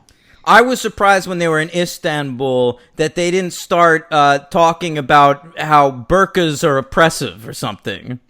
See, that's what I thought this movie was going to be, but I didn't feel that it did much of that, or as much as I was expecting. No. Again, I thought they were going to get pulled into a fashion club, like in Sex and the City 2. And then blow it up? Maybe. Yeah, I mean, that's what they would have done, right? I mean, I don't know. And there's some weird little flickers of, like, there. Remember when Kristen Stewart is at the gym getting the guy's ID? Yeah. And she's wearing those tight shorts, and then. Oh God, Henry. We're trying to jog your memory, and then she leaves and she turns around and checks out a woman. I thought it was nice. Yeah, the Kristen Stewart character was definitely supposed to be queer. It was weird that they never really. They should have just like said it, or like had her like on a date with a girl at some point or something. They don't say it. Yeah, but she like looks at her. Yeah, well, I don't know what she is. She seems to maybe bisexual. I'm not sure. Well, she's commenting on women a lot. I think the Kristen Stewart part threw me off because I sort of assumed she'd be the lead of the movie. Or at least like the POV character, like the one who gets the most lines or something. There is no POV character. There is. It's supposed to be Naomi Scott. Well, yeah, but I mean, there's no lead. We spent so much time with the fucking Bosleys in this movie that none of them get enough screen time to be a lead. The lead of this movie is fucking Patrick Stewart, as far as I'm concerned. Why is Michael Strahan in this movie? I don't know. Michael Strahan ruined The Bachelor. I know that. Well, I know that, they're having a goodbye party for Patrick Stewart's Bosley, and in the background we see all the Bosleys around the world, and there's Michael Strahan. Oh yeah, that like it's Patrick Stewart retiring from the Bosley organization. We see. No, I'm sorry. I interrupted you. Go ahead. That's okay. I interrupt you constantly. No. I almost did it again. I was just going to say, Elizabeth Banks is fucking cool, and I don't understand what happened here. Like, she's cool. Is she? Yeah, come on. Is she, or is she good in movies? I mean, I don't know. Yeah. I always thought Elizabeth Banks was cool, too. She's in a lot of cool movies. I like Elizabeth Banks as an actor. I even like Elizabeth Banks as an actor in this movie. But... yeah. I don't, she's not a fucking filmmaker. I am so sorry. This is one of the most amateur hour productions with this kind of a budget I've ever seen in my life. This is like, honestly, the blocking and like the structure and the action sequences, like it felt like I was watching Battlefield Earth or something. Well, I brought up earlier Soderbergh's Ocean's 11 only because of Bernie Mac, but the scene when they dress up in the bowl cut wigs and are that was my favorite sequence of this movie by far. Okay, but it was interesting because I thought it was entertaining. But I was thinking, like, if Soderbergh would have cut that, it would have been moving so much better. It would have been like, that's a Soderberghian type of scene. Yes, but I will say, like, watching that scene, I had the thought that, like, maybe Elizabeth Banks could have made Ocean's 8. Like, I could see maybe that working a little bit if she was put together with a talented DP and a talented composer and a talented cast. Yeah. I just think, like, here, it's all, like, big action shit. That probably is the best scene in the movie. It is, because it's just a low stakes kind of espionage Little scene. heist, yeah. Yeah. I did like... And it's a genuinely good plan, too. So Yeah, they, it is. so they Yeah, I all agree. dress up alike so that the security guards looking at the cameras will see three of the same person, and they're only looking for Naomi Scott. And so it's like, wow, like, it's amazing. There's two decoys, and the three of them all dressed like a fourth person that already works there. So there's Which a is a fourth punchline, person yeah. who's not in on it that's also doing it. I thought it was like a genuinely clever plan. I assume the dude who wrote the script before Elizabeth Banks came up with it. Not to be sexist, sorry. But like that sequence worked for me, and I was starting to think, oh, now that Naomi Scott's part of the team and we're Right. like doing missions and stuff, maybe I'll get into this shit. Yeah. But And it doesn't follow that thread. Nah. I also, though, I liked the sequence, and I felt like it was kind of sure-footed, and maybe it was because it was contained to one set. You might have hated this scene. It's more than a scene; it's an entire part of the movie. But almost towards the end, when they're fighting in that like warehouse and Kristen Stewart's over that rock crusher, I thought that was very cool. I thought of any of the action sequences in the movie, I thought that was good. I thought that was impossibly bad. Okay. I thought it was shot so poorly. I never understood the choreography of it. I never knew where anything was. I didn't know what anything was, but I knew who was fighting who, so that's all I could ask for. And there were no stakes. This is the end of your movie. Like, you're in the last 20 minutes now. I need to care what's happening. I am not going to worry about Kristen Stewart getting crushed if she is constantly saying, it's getting really crushy over here.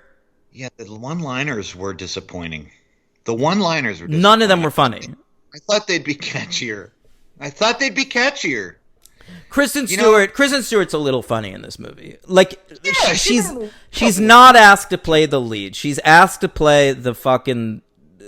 she's the comic relief almost, which is not what you're expecting to see. No. Kristen Stewart is. She is incredibly miscast in this movie, but I think because she's Kristen Stewart and she's talented and she can do comedy sometimes, like, she did fit in okay. She made me chuckle. Like, I feel like I felt most content with the movie when she was on screen. Yeah. I mean, I agree. And I mean, I thought Naomi Scott, I thought the three of them were okay. I mean, I liked Ella. I didn't think she was bad. She's nothing going on much with her character. She's not an actor. I mean, I don't know who this person is.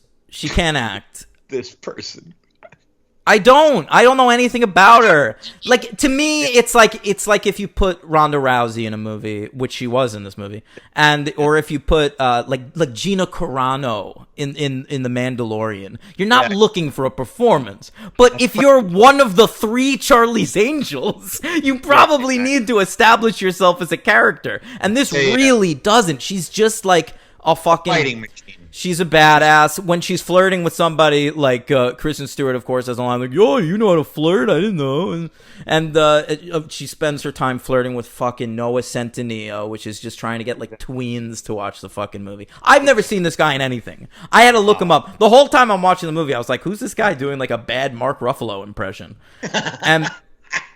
And Very much, yeah. And I looked it up, and he's Noah Centineo, who I've heard about for years because he's been in these Netflix movies, the To All the Boys I Loved Before franchise. Oh, There's a few of them, and I guess we're gonna have to watch him eventually.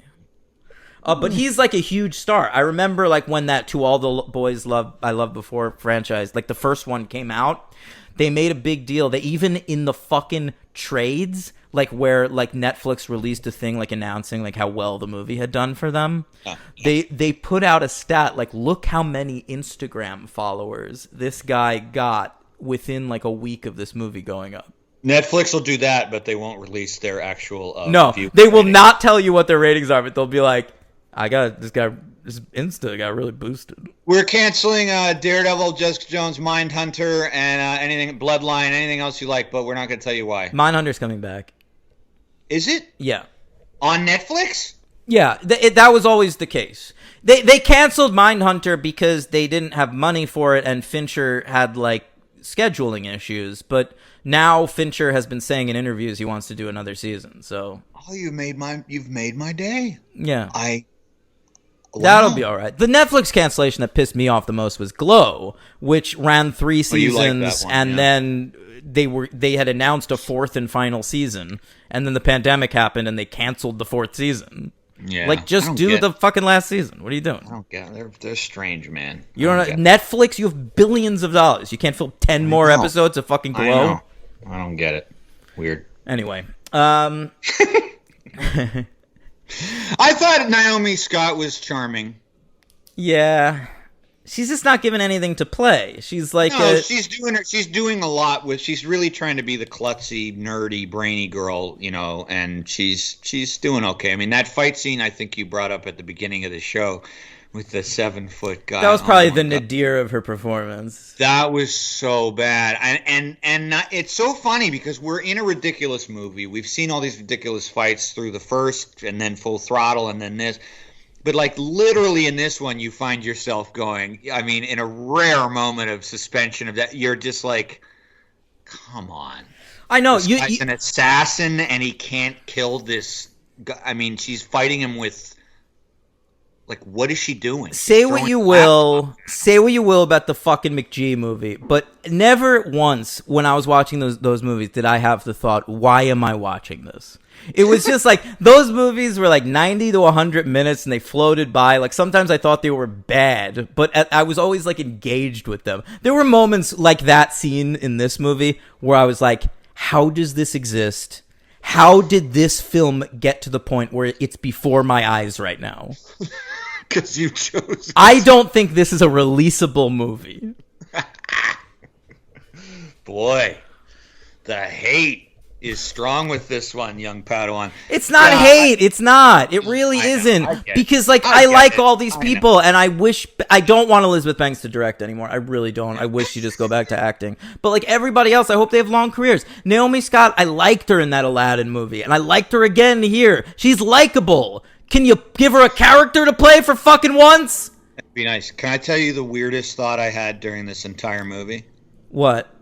I'm so glad I remembered it right now because I almost forgot. So I'm watching the movie. Patrick Stewart saunters on screen. And I literally, for a fraction of a second, maybe more than that, in my head, I go, he can walk? No, idiot. Not a joke. I am so used to seeing him as Professor Xavier that in my head he can't walk. When he does astral projection in those movies, are you like, wow, what amazing special effects? Yeah. He's walking in this movie and I'm like, God, he looks so frail and fragile. It must be really hard for him to take a few steps. And oh my God, it was so funny. I was like, my brain had to like reconfigure and reset. I was like, he can't walk. He plays a handicapped man extremely convincingly in those X-Men movies. Just want to point that out. Patrick Stewart is a great actor. One thing I realized watching this movie is that I don't think I've ever seen him play a normal person.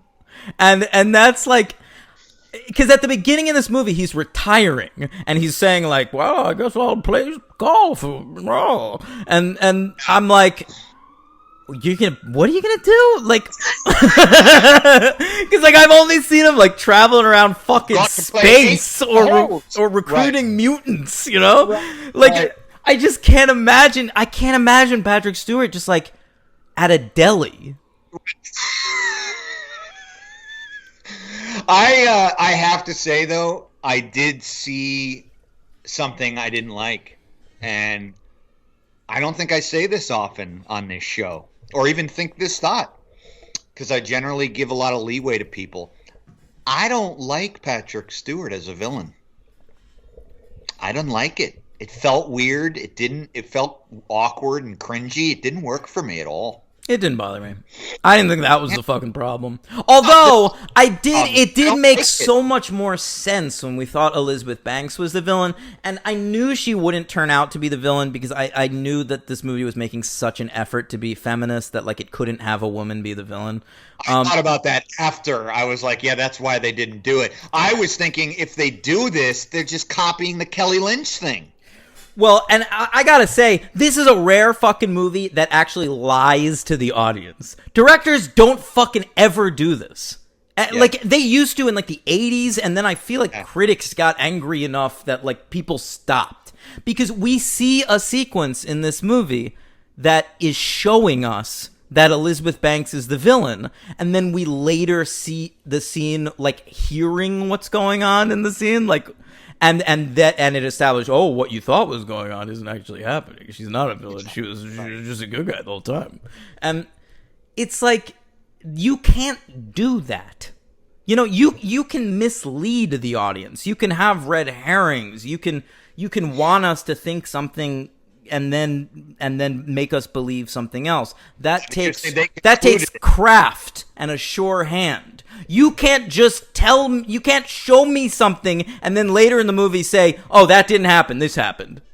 Yeah, they concluded that story. Like, is the villain. They've concluded it. It's odd. You're right. It's not a transitional turn. It's just what you are absolutely led to believe and then conclusion reached. It's just like something happens in the movie and then Elizabeth Banks shows up and it's like the last 20 minutes of the movie you watched didn't matter.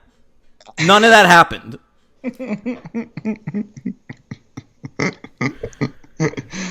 Oh, well. Yeah. Oh, well. I guess that's the answer, isn't it? And then we get to the closing credits and we see a big montage of Naomi Scott, auditioning for this movie, I guess. Yeah, very odd. I mean, not auditioning for the movie, auditioning for the Angels, you know? And... Right. And we get... that's just an excuse for cameos. So let me talk about the cameos. We get Danica Patrick teaching them how to drive race cars.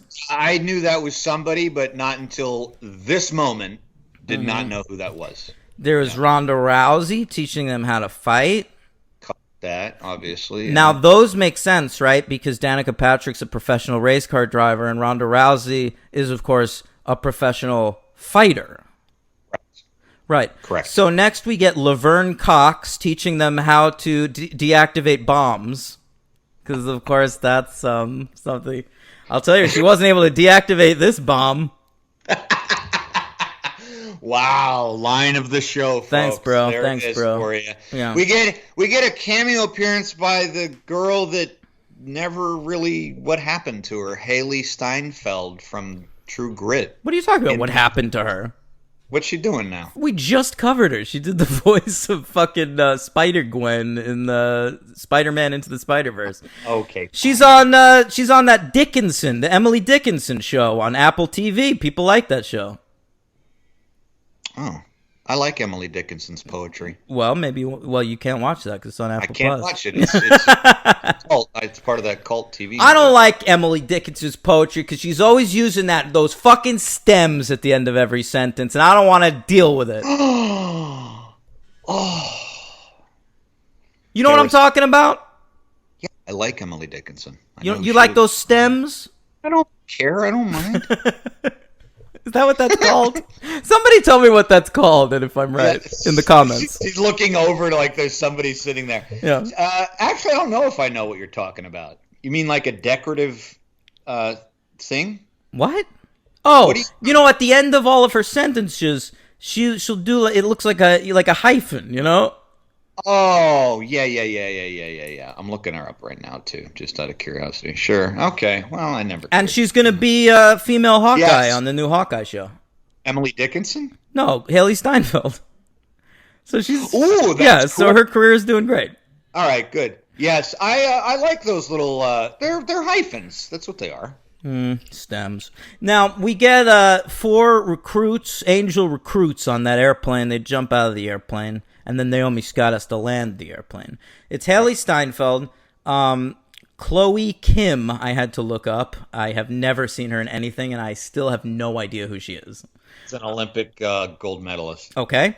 Lily Reinhart was there from. She plays Betty on Riverdale. She was also in Hustlers, and the fourth one I thought was Abby Jacobson from Broad City, but I had to look it up, and it was actually the great Aly Raisman from the U.S. gymnastics team. Oh, all right. Yeah. So we're big into Olympics in these Charlie's Angels movies. Well, I guess like a lot of the famous female athletes are Olympians. Yeah, that's true. Swimmers and Why wasn't like Cheryl Miller in this movie? why didn't they get Nancy Kerrigan? Yeah, sure. Nancy Kerrigan would have been great. You know what though?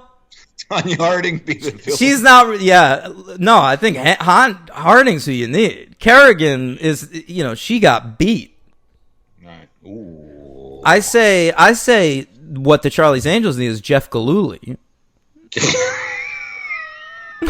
He'll take some villains down. He doesn't use guns. He just needs a crowbar.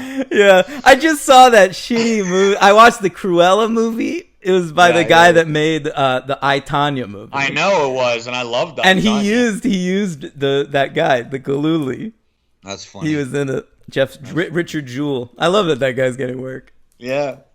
Anyway, All right. I give this movie a fucking 1. Ooh, rough week for Dan.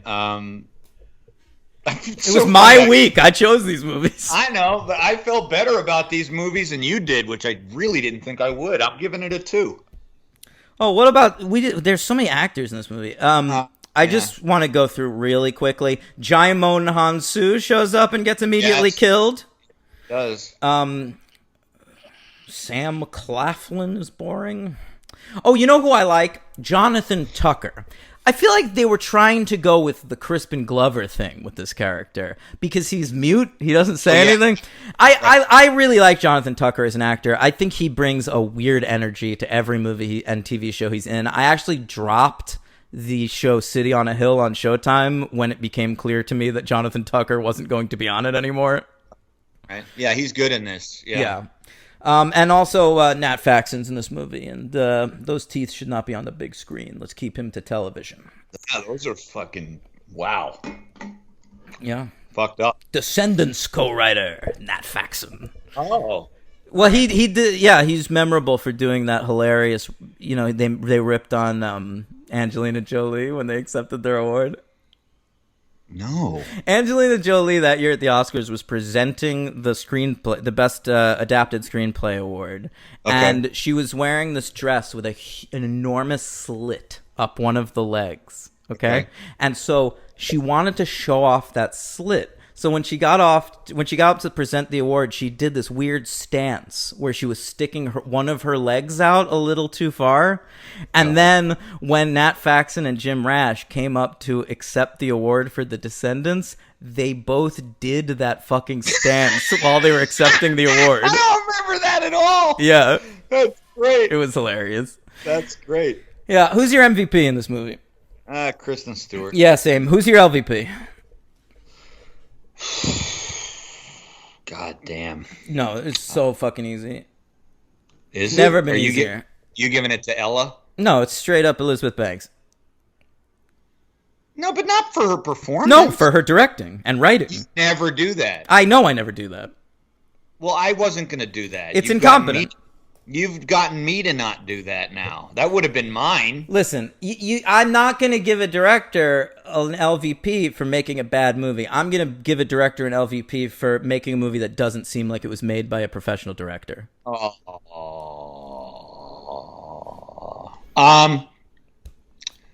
I wanted to. I felt like maybe I was being like misogynistic or something, and so I looked up the reviews. And, like, even on Letterboxd, every actual filmmaker that I follow on Letterboxd said that they felt like this was an amateur production. Oh, boy. I'm going to go with that love interest dude for the Ella. The guy you said was famous. Oh, Noah Centineo. Yeah, he's just a body. There's nothing going on there. Fine. I mean, look, I understand. He's only there to fulfill one of the quadrants that they're trying to earn money from. Okay? Yeah, I and mean, he and failed. Yeah, and I think other people in it are really trying. And I like the Hitman. I like Jaimin Hunsu. I like Patrick Stewart, even though I didn't like him as a villain. And I didn't think the Three Angels were as bad as you think. And so I don't think the actors are bad. I don't Oh, I think know. two of the Right. actors are bad. I think that they don't have characters to play. I agree. I mean, even think about it. Like, you can give me character traits of those shitty angels in the shitty McGee movies. Like, you can tell me, like, oh, she was a nerd when she was young, or like, you know, she's really athletic, or that one, John Cleese is her dad. Like, we learn things about them. Oh, you're right. You're right. Yeah. Well, it's not good. So what's your ranking in the four things we watched? Oh, and I will be including the fifth. Okay. Sure. I'm gonna say that's the worst. Okay. That's the worst. And then this. Okay. And then third place, Full Throttle. Okay. I'm going to say second place, the original show. And I'm going to say that the best thing that exists of Charlie, if I was going to recommend one Charlie's Angels piece of work, it would be the first McGee movie. I think we have the same rankings. Great. Because the best is the 2000 Charlie's Angels, followed by the TV pilot, followed by Full Throttle, followed by this. And I was certain going into this project that Full Throttle would be last place on any ranking I would do. Yeah, I mean, for me, the discrepancy isn't as stark with Full Throttle and this one we just did, but it's still... I think the discrepancy better. is shocking. Yeah, I know. I have never, ever appreciated McGee as a storyteller.